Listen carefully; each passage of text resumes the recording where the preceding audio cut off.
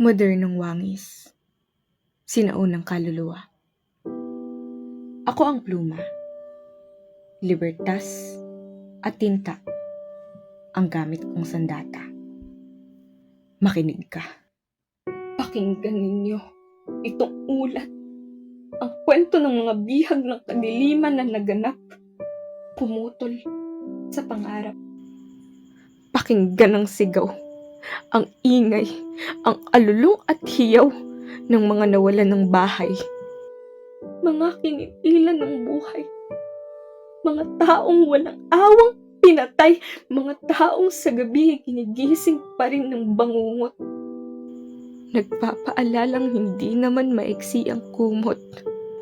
Pero bakit sila pa rin ay namaluktot habang tutop ang bibig at pigil ang takot? May mga umagang puno pa rin ng dilim.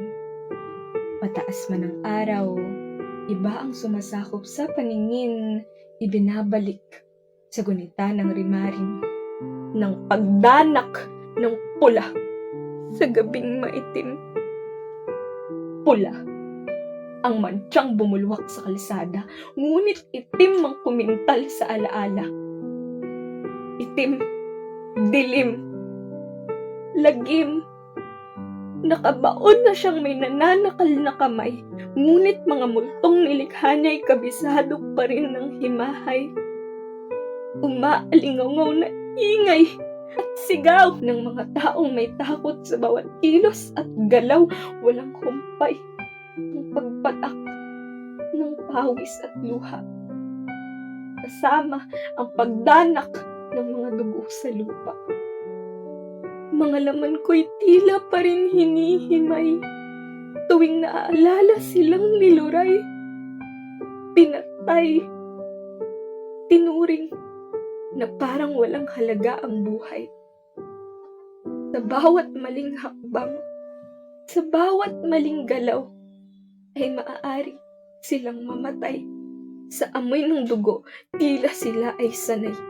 Sa kanilang pandinig, musika ang palahaw.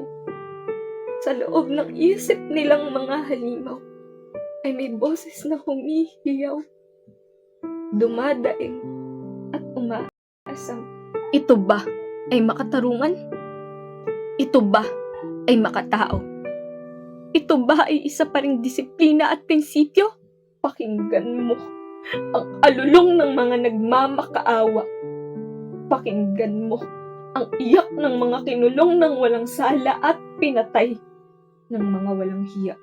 Hayaang magliyab ang puot at pagdadalamhati. Buhayin ang apoy na dulot ng pagkamuhi. Hindi natin nilaban ang liwanag upang sa dilim ay muling magpabihag. Hindi sila nagbuwis at pumalag upang tayo ay manatili pa ring bulag at alipin ng mga huwan. Ako ang pluma, damdamin ang ginagamit na sandata sa pagbuo ng salita. Galit ako sa kanila.